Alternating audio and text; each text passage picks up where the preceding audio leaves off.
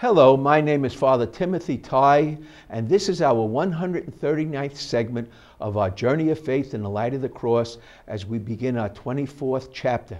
And if we look up on the screen, we see our theme. Jacob disentitled Levi for his cruel wrath, and thus entitled his fourth-born son, Judah, as his firstborn to bear a king for Israel, which would be 600 years later, David. This situation freed God to consecrate the Levites to his service to help people to atone for their sins and manage their wrath. Okay, we'll see how this works out as we go to the next screen. In our next screen, we begin with Jacob, Israel's will. So Jacob is the natural Israel, and we're going today in our segment to Jesus, the eternal Israel. Jacob, Israel's last will and testament, about 1700 BC. Genesis 49:2, listen, you sons of Jacob, listen to Israel, your father. Reuben, my firstborn, first in rank and power, you shall no longer be first, for you climbed onto your father's bed and you defiled it with Jacob's concubine Bilhah. This is recorded in Genesis 35:22. We go to our next screen and we see Genesis 49:5, just the next verse. Simeon and Levi, brothers in violence, let not my soul or spirit be joined to them. For in their furious wrath they slew men, and Jacob totally disapproved. He thought all the Gentiles would gather together and come back and slay them. This is in Genesis 34:25. Simeon and Levi slew circumcised males in Shechem for the rape of their sister Dinah. We go on to verse 7. Cursed be their fierce fury and cruel wrath. I will scatter them in Jacob and disperse them in Israel. But this really only applied to Levi. Simeon did get an inheritance. Thus Reuben, Simeon, and Levi lost the rights of the firstborn. Okay, now we go to our next screen. Next in line is Judah, the fourth son. Judah, your father's sons will bow down before you, and the scepter will not depart from Judah, nor the ruler's staff, till the obedience of his people is his. Now we go down from Jacob 400 years later to Moses. To Moses and the Levites 400 years after Jacob, about 1280 BC. Moses is descending from Sinai, and he feels the wrath of God with him. The wrath of Moses and God flared up at the people for dancing around the golden calf. This is in Exodus 32:25. Moses felt scorned by his foes because Aaron, his brother, had let the people run wild. So he felt shamed and humiliated by his brother. Okay, we go on to the next screen. In his fury, he shouted, whoever is for the Lord, come to me. And all the Levites, the ones with fury in them, rallied to him. He said, thus says the Lord, go up and down the camp and slay your kinsmen. And 3,000 fell that day. Moses then said, today you have been consecrated to the Lord, for you went against your own sons and kinsmen to bring blessings on yourselves this day. All right, so the Levites go from the bad guys to the good guys. We go on to our next screen. Levites are holy, for they are one with God's wrath, for Israel rejected and abandoned God, and God was full of wrath. Numbers lists the constant rebellions against God and Moses and the people's longing to return to the securities of slavery in Egypt. Why did you bring us out to this wilderness where there is no food and water? We had all of that back in slavery, and that's where we should go.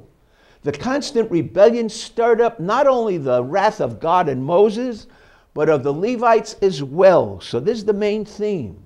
God then commanded Moses to transfer the dedication of each firstborn to the Levites. Only the tribe of Levi would be at one with God. So it seems that Moses was afraid now of the other tribes, and he protected himself by staying close to the Levites, which was his own tribe. We go on to the next screen. Numbers 8:5. The Lord said, take the Levites from among the Israelites and purify them. Have them shave their bodies and wash their clothes. The Israelites shall lay their hands on them. So the whole other tribes will lay their hands on them and approve of what God is doing. Aaron will offer the Levites as a wave offering. Instead of sacrificing them, he waves them up to God, thus dedicating them to the Lord's service. Thus will you set aside all Levites to be mine, says the Lord. So he takes these tough guys to himself. We go on to next screen. Numbers 8:17. I consecrated the firstborn of Israel to myself the day I slew the firstborn of the Egyptians. So God says, I recruited the firstborn, I drafted them into my service, but now I'm changing it and giving it the service to the Levites. In place of all the firstborn Israelites, I have taken the Levites. I've given them to Aaron and his sons and the future high priest to discharge the duties of the Israelites in their meeting tent and to make atonement for them.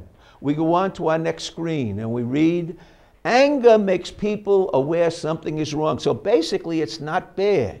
It's bad when it turns into toxic rage. Now what is wrath? Wrath is the bitter taste that stirs up in a person to do something about a bad or unjust situation. I put the example of parents watching their children fight. It causes a terrible feeling in them, but it's not a bad feeling. It's something has to be done.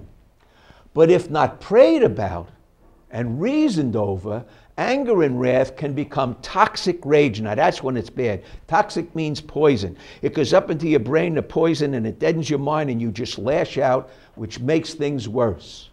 Moses directed the Levites to use rituals to manage the people's anger and wrath.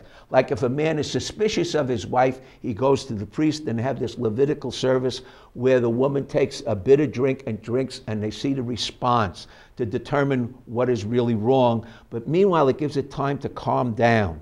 We go on to our next screen. Leviticus and Numbers have many commands directing the Levites to help the people to manage their anger and wrath, to maintain justice and peace among the people. So here these tough guys are turning into the peacemakers. Okay? Years in the wilderness helped Moses to manage his wrath and toxic rage. After killing the Egyptian, remember, spent years reforming himself. Moses helped fellow Levites to manage their fiery fury and cruel wrath. So he took what he learned and gave it to the Levites. This disposed priests and Levites to understand the crucifix. That's very important. We go on to our next screen. And we read here, this inheritance prepared priests like Stephen and other Levites to believe that the grace of the cross could redeem anger and wrath into life-giving love, even for Gentiles. Remember that. Thus did God redeem the Levitical heritage through the light of the cross. Human effort can manage wrath, but it cannot redeem it. Redeeming is only in the grace of God, so we sing Amazing Grace. And all of this should make us think of St. Paul. Here was the man of wrath and toxic rage. And here is the man, the great saint, who surrendered himself from God. But remember, he went back to Tarsus for 7 years. He was working on God's grace, transforming him from this toxic rage into the man that transformed his wrath into the life-giving love of God. Imagine that, and we too can do that with God's grace if we surrender to him as St. Paul did. It's a wonderful story, but we'll continue it when we come back to it. And so now we go on to our final screen and we read our final scene. We read, Jacob disentitled Levi for his cruel wrath, and thus entitled his fourthborn, Judah, as his firstborn to bear a king for Israel, David. This freed God to consecrate Levites to his service, to help the people atone or be at one for their sins and manage their wrath. And so we've gone from the Jacob of natural Israel to the eternal Jesus, the eternal Israel. Thank you so much for joining us, and this will help us understand a lot of Acts of the Apostles. Continue the journey with us.